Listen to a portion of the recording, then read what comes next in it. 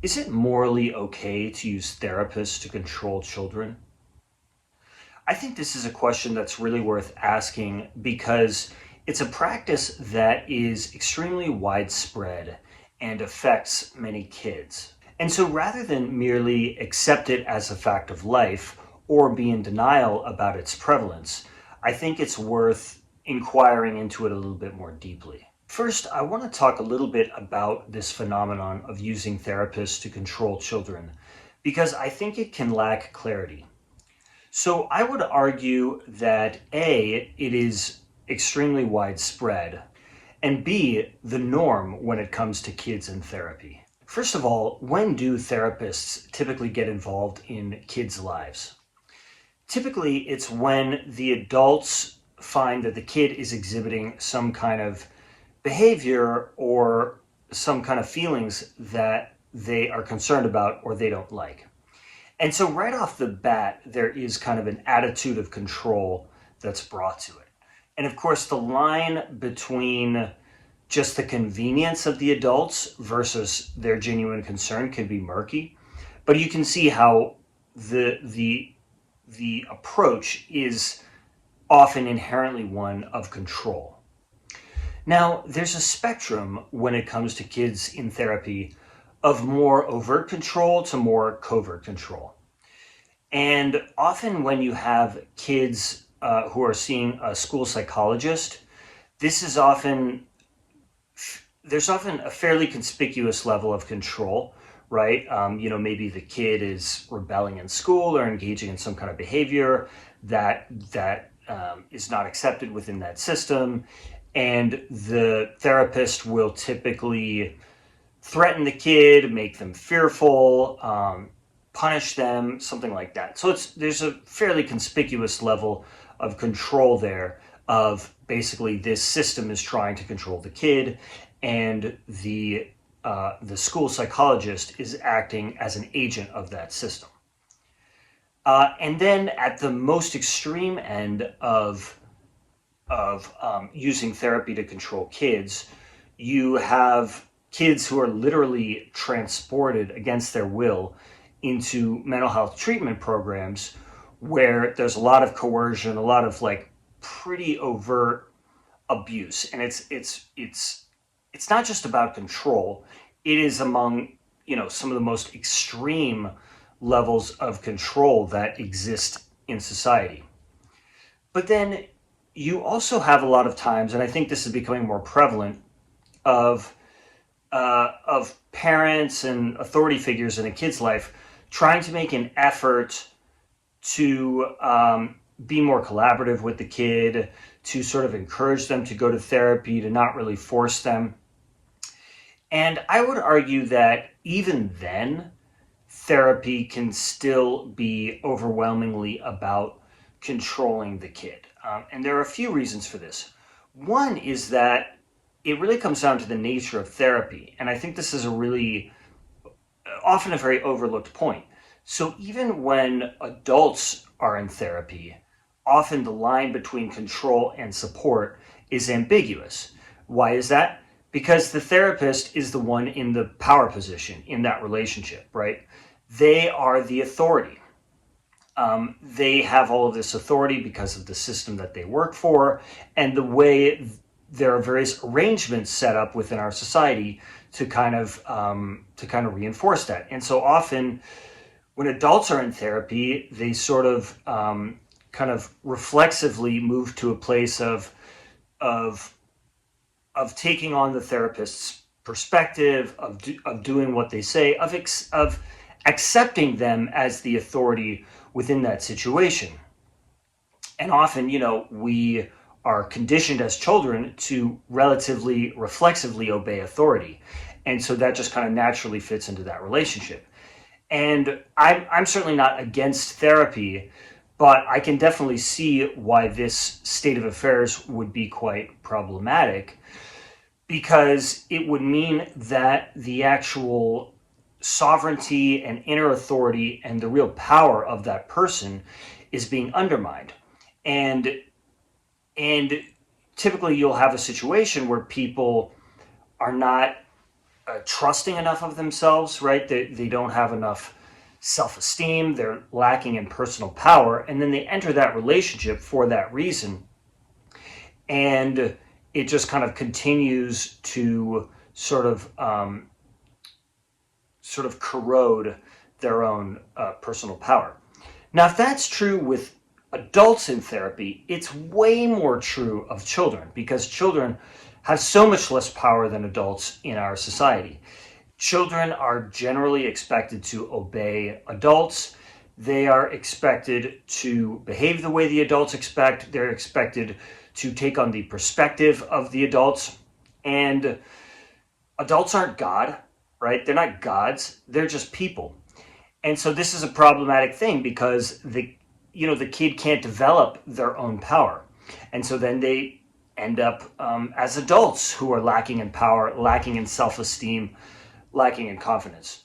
So that's a big reason why therapy for children can be about control. The other big reason why therapy for children is typically about control is because kids are typically encouraged to go to therapy when they are perceived as being non-compliant.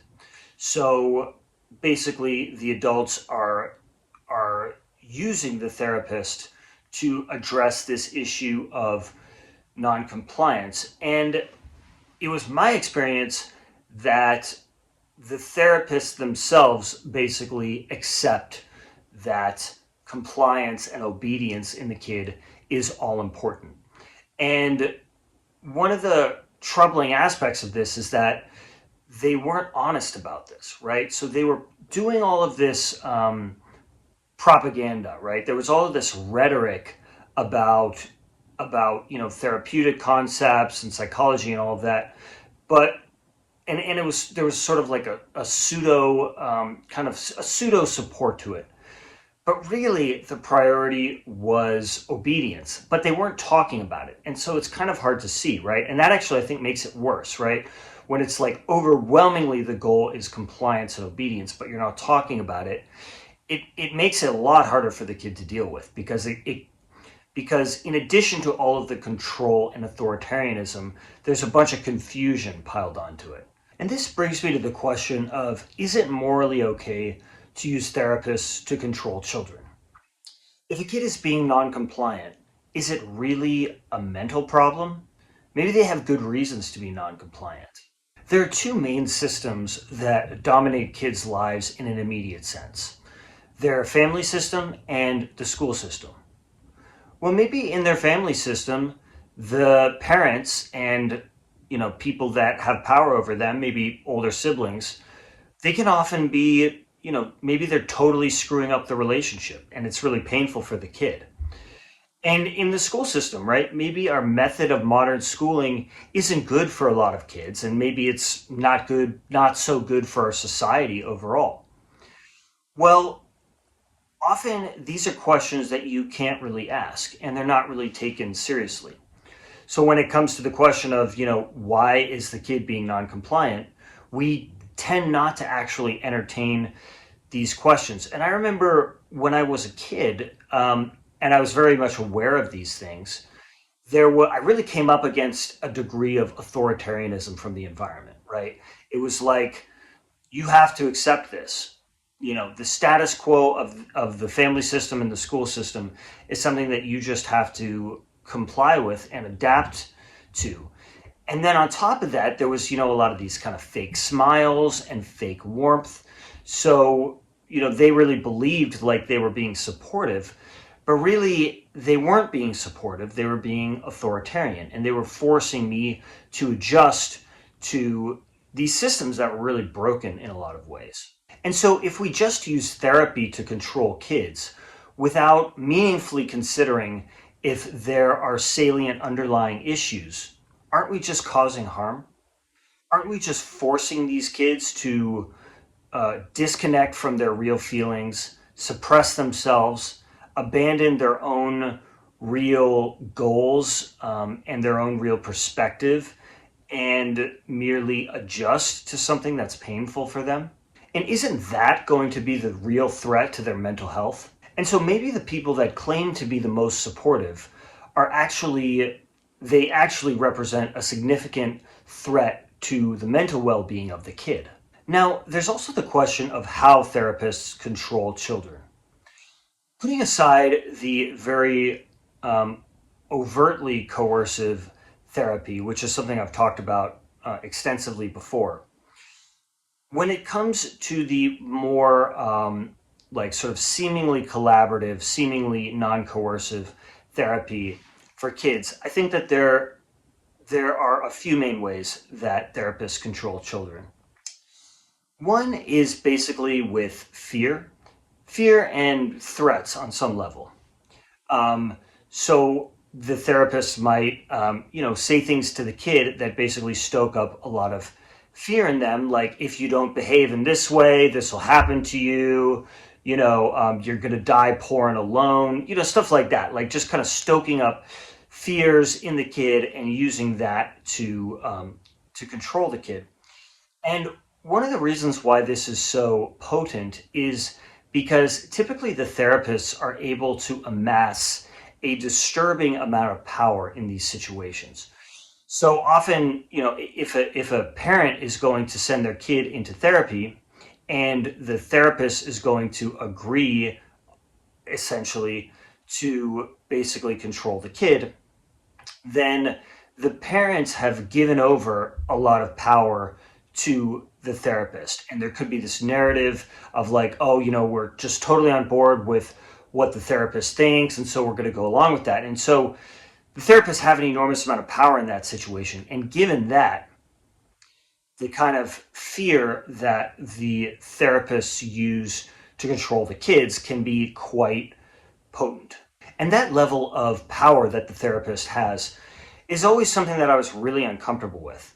It's like, here is this professional who I don't know, who I don't trust, I have no reason to trust, and yet I'm supposed to trust them and I'm supposed to defer to them because they are this professional that's been granted authority by society. And that was something that I just never really agreed with. It's like, well, if this person isn't offering something to me that I actually value, then I don't see why I should defer to them.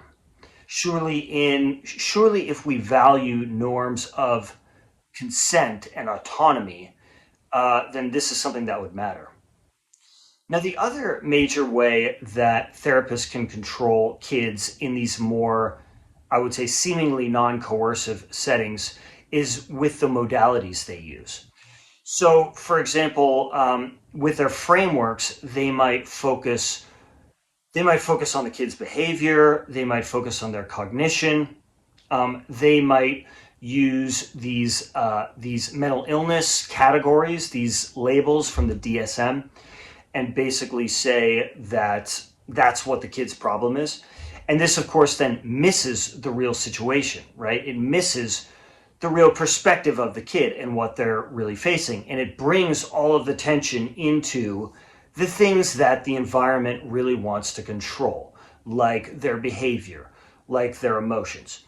And so, again, this is a very kind of subtle and I would argue quite manipulative way of ultimately controlling children, but making it not seem as such.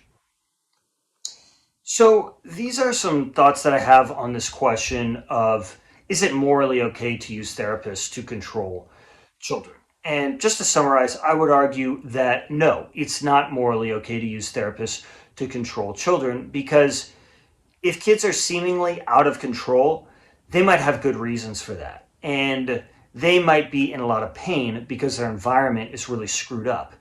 And if we just use therapists to control them, or use psychiatric medication to control them, or use bribes and threats to control them, or behavior modification to control them, then we are really potentially causing a lot of harm. And I think it's this kind of paradigm of control and denial that really can contribute to a lot of the what we perceive as these mental health problems in these kids. Now, the good news is that this opens the door to the possibility of healing, of us really fulfilling our potential.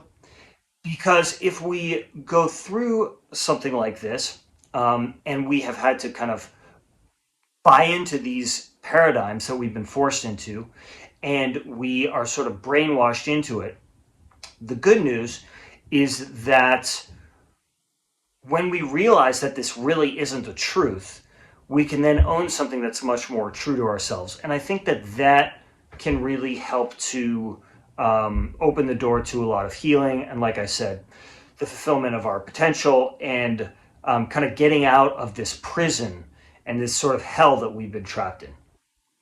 So these are some of my thoughts on this question of is it morally okay to use therapists to control children? Thank you for watching this video all the way to the end. I really hope that it's been helpful and interesting. Please subscribe to this channel if you haven't done so already.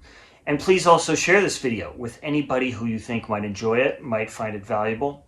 Thank you again for watching, and I look forward to having you next time.